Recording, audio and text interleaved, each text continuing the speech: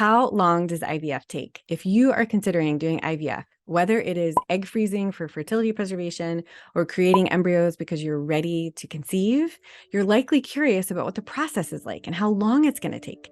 So watch this video if you want to understand the stages for getting ready and going through the process, approximately how long it's going to take, so you can plan ahead and be ready. I'm Dr. Lora Shahine. I'm a double board certified OBGYN and reproductive endocrinologist, helping people build families and plan for their IVF cycle for over 15 years.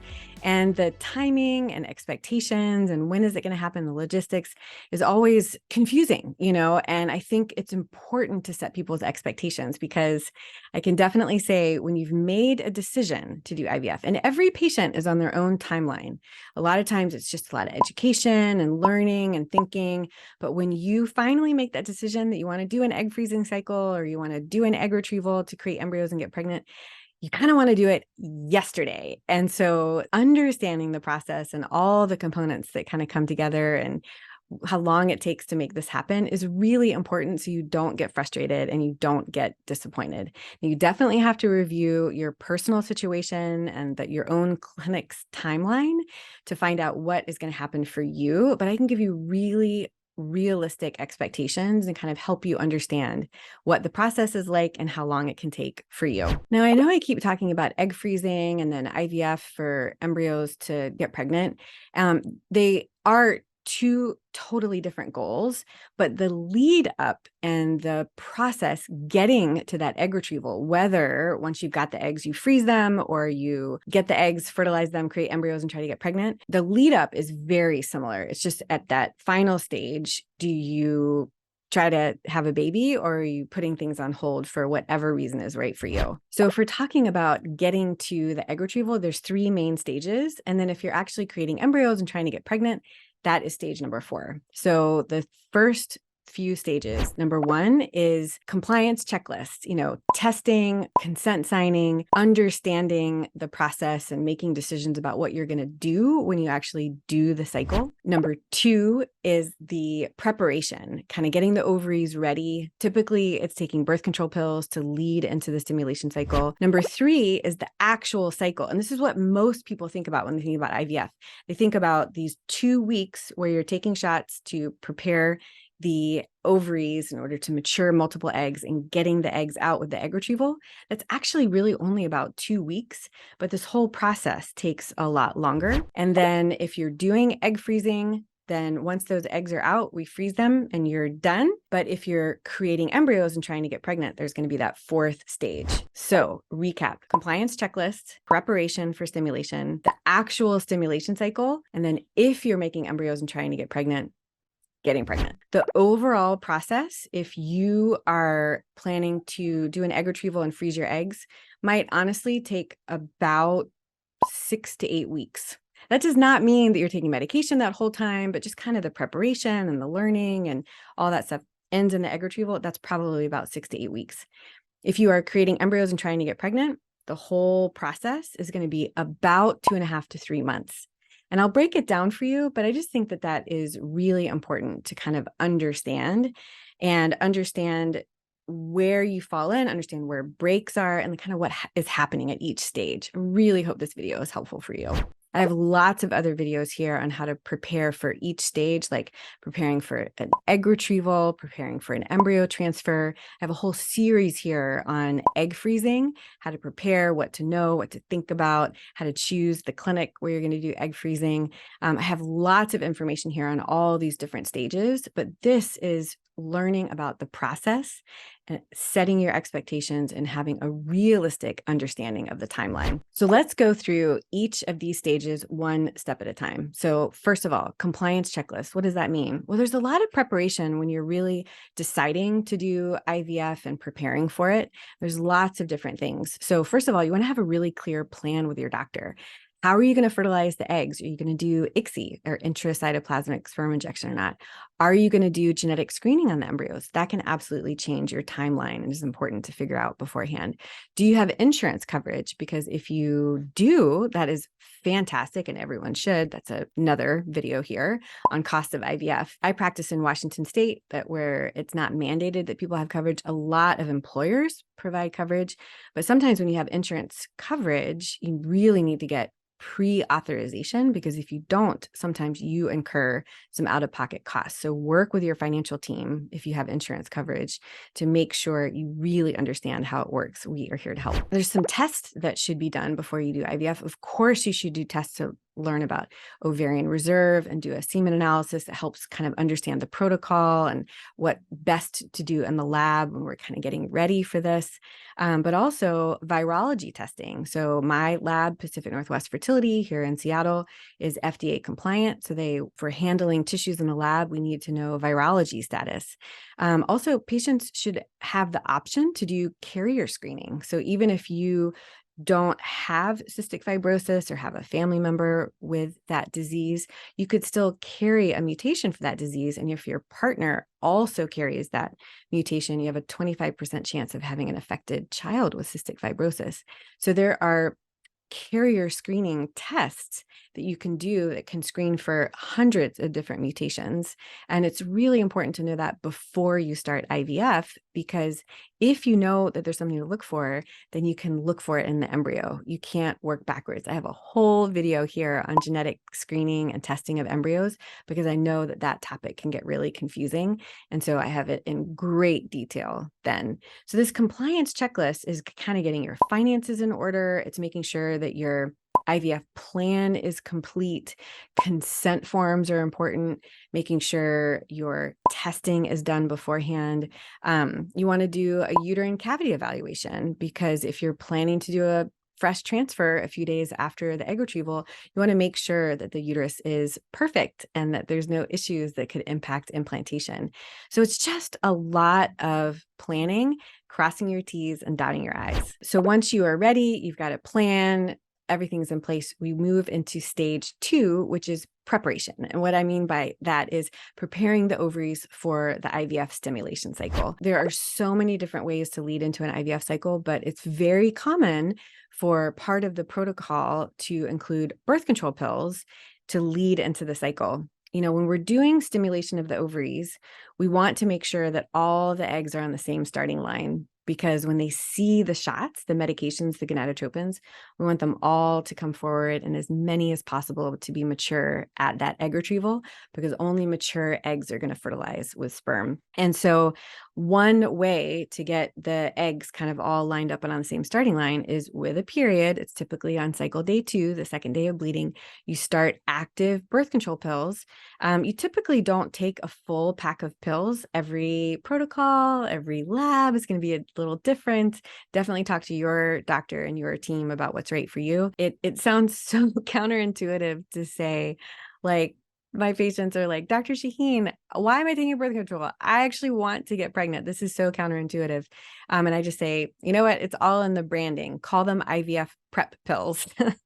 And so it really is just trying to get all the eggs lined up and even, so that when you start the shots and the stimulation and the recruitment, you're going to get as many mature eggs as possible to help with your outcome and make sure your cycle is a success. Now, there are other ways to lead into or prepare the ovaries. Sometimes people will do only estrogen to lead in. Sometimes people will actually start stimulation in the luteal phase in a previous cycle. Sometimes people just with a period start stimulation medication that evening. So not everybody takes birth control pills in preparation for stimulating the ovaries, but there usually is some sort of preparation or sort of timing of thinking about when it's best to start the stimulation and the recruitment of the eggs, because that is important for your best outcome. So now stage 3, and this is what most people think about when they think about IVF and shots and just the process. So IVF, the actual cycle or the egg freezing cycle, ovarian stimulation, it's all kind of the same thing. It's basically an amplified menstrual cycle, in that when you are cycling regularly, your own pituitary gland is making gonadotropins to recruit and mature usually one egg, and it ovulates in the middle of the cycle. If you get pregnant, you don't get a period, you're pregnant. If you don't get pregnant, you get a period. Now, these gonadotropins from the pituitary gland, we don't make that much, in that even if we have 20 eggs that are up for grabs in a cycle, our pituitary gland only makes a small amount of gonadotropin, so we only mature and ovulate one egg. That's why we don't have like tons and tons of babies. But IVF is taking advantage of these eggs that are, it's kind of like a vault of eggs. And so we're giving the same thing that our own bodies are making, but just at an amplified dose, so that we can get 10 eggs or we can get 20 eggs as opposed to just that one. And so just like your own cycle, your own pituitary gland makes these gonadotropins for about 10 to 14 days. You take gonadotropins for approximately 10 to 14 days, and then you do a retrieval. And so in that 10 to 14 days, this is the time that you don't want to travel if you don't have to. You don't want to, have big deadlines at work if at all possible. You might need to come to the clinic 4 or 5 times within those 2 weeks, because with ultrasounds and estrogen, we're trying to decide when is the best time to actually do a retrieval. We want to do a retrieval when the majority of the eggs are mature. And sometimes it takes a little bit of finessing and sometimes we see you 2 days in a row, but we just want the best for you. And then the last shot that you take is the trigger shot that helps with the final maturation of the eggs. And approximately 36 hours later, you have your egg retrieval. When you have your egg retrieval, if you are doing egg freezing, you are done. So that stage is done. And about 7 to 10 days after the egg retrieval, you get a period that is finishing this amplified menstrual cycle. You should absolutely have a return visit with your doctor to go over how you're feeling after the cycle and the number of eggs that you got, and talk about like, hey, did I meet my goal? Or, should maybe I do another stimulation cycle to freeze more eggs? Because especially as we age, it takes more and more eggs to have a positive outcome when you want to use them in the future. And so part of this whole process is making sure that you really go over everything with your doctor after that egg retrieval. Now, if you're not doing egg freezing and you're creating embryos, well, once the eggs are out, that same day, there's fertilization, whether it's passive like conventional insemination or active with ICSI, intracytoplasmic sperm injection, where we put one sperm in each egg. But it takes about 5 or 6 days for an egg and sperm that are fertilized to become a mature embryo. It's called a blastocyst. It's about 100 cells. Now, if you're doing a fresh embryo transfer, you can have a transfer 5 days after your egg retrieval. And so if you're looking at this big timeline, well, you could actually think, okay, I could be pregnant pretty soon after that egg retrieval. Now, a lot of times people are not doing fresh transfers anymore. I've been doing this for, I know I say over 15 years, it's getting pretty close to 20 years.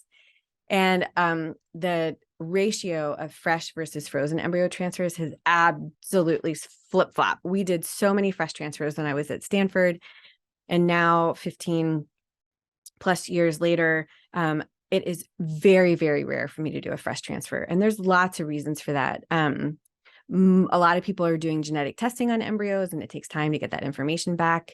You can't do a fresh transfer with a tested embryo. We also know that if someone is overstimulated, the uterine lining could get out of sync.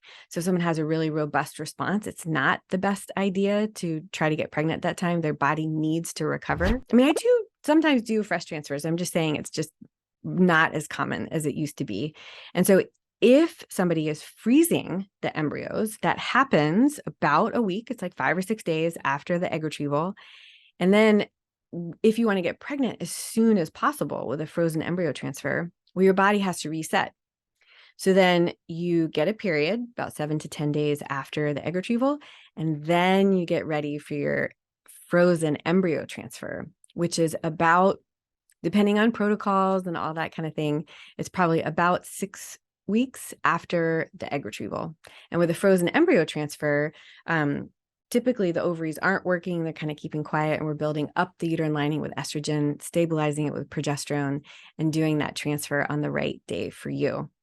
So that is where all this time kind of comes in. So when people think like, hey, I want to do IVF and I want to do it like next week, I just say, hey, listen, let me set your expectations. Like, we need you to do the consent forms. Like, that's good medicine. We need you to understand exactly what we're doing and what the risks are. We need to make sure we have all this testing done. We need to make sure that your finances are in order, especially if you need pre-authorization for insurance. There's a lot of preparation, and it's not like I mean, gosh, I know so much of this fertility journey is like, hurry up and wait, hurry up and wait, hurry up and wait for a period. Okay, I ovulated or I had an IUI, and now I got to wait 2 weeks to see if it's successful. I have a great video here on surviving the 2-week wait. It's brutal. Just waiting, wondering like, oh, is that implantation?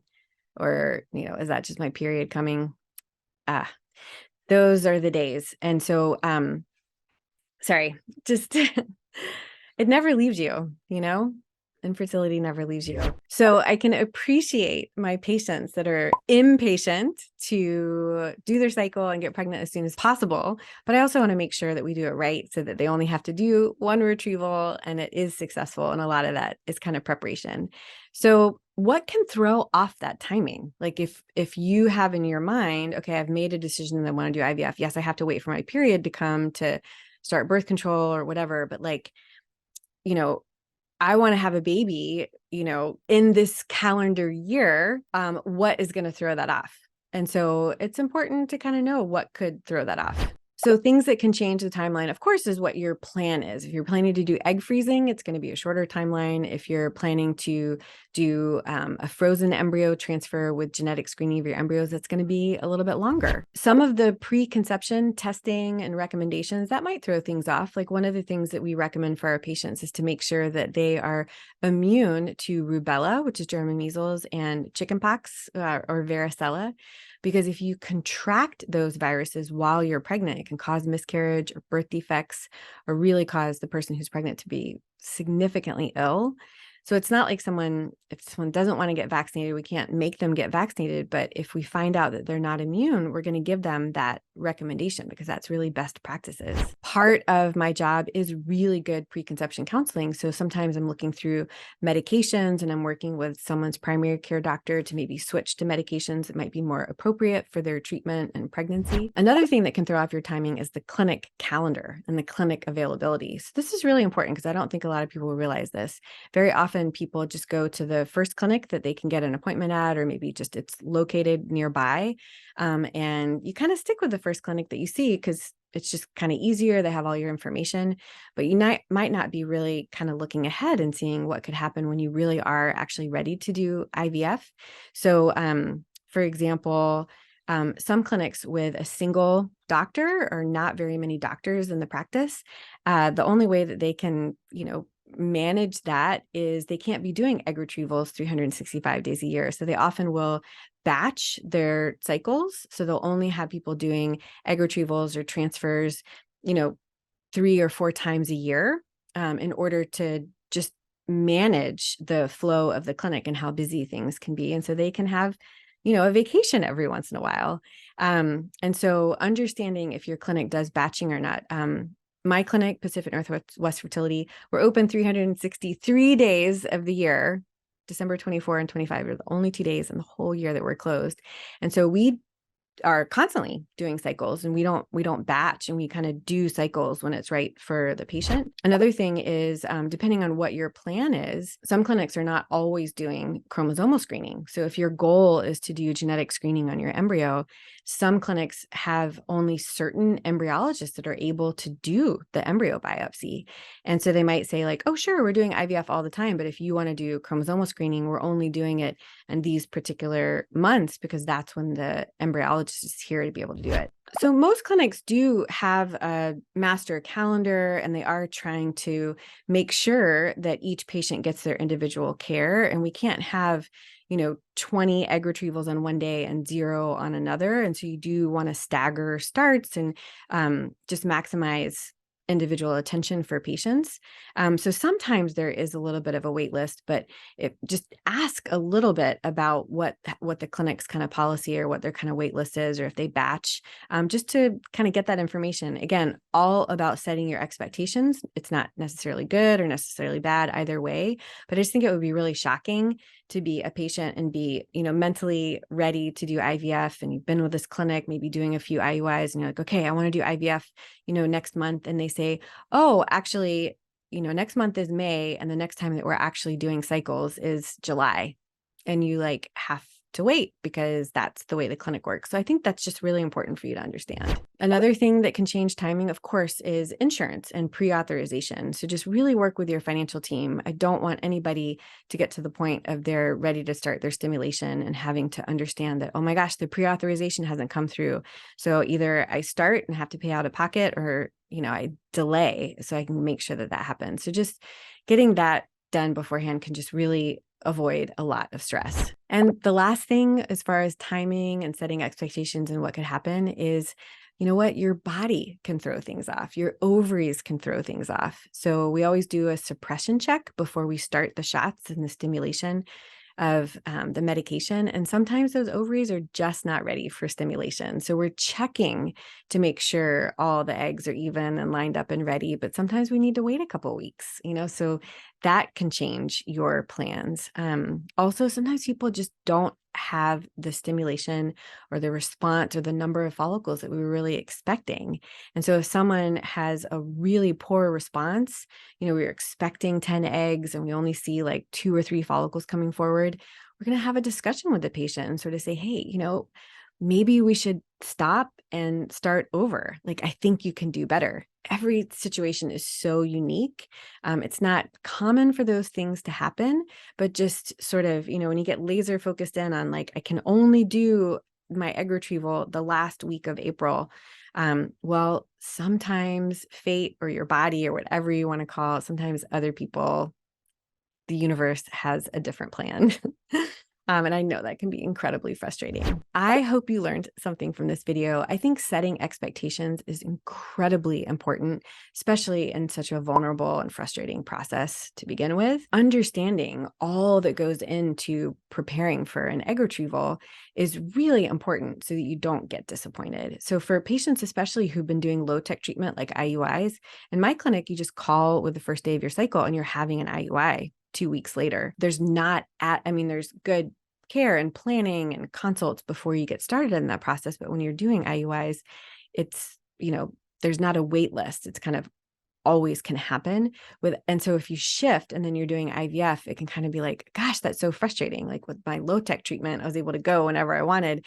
Now I'm having to wait for this or that, so just understanding, setting expectations is just one of the most important things that you can do to help with the patients. And by watching this video, I hope that this has truly helped you. So questions to ask your clinic can be, hey, do you guys batch? Is the lab going to be closed anytime soon? Because sometimes there's a closure in lab for deep cleaning. What is your wait list like? If I want to do IVF, how far ahead do I have to plan so I can get on the calendar? And then what is my protocol going to be? Because if you are leading in with birth control, that might take a certain amount of time. If you're just going to start stimulation with your period, that might take us, might be faster. So just ask the questions and get the answers that you need to make sure you're prepared and advocate for your care. So I truly hope this video was helpful. Like this video if you learned something, comment with questions that you have or topics you want me to cover, subscribe to this channel so you don't miss my weekly video, and stick around for more learning.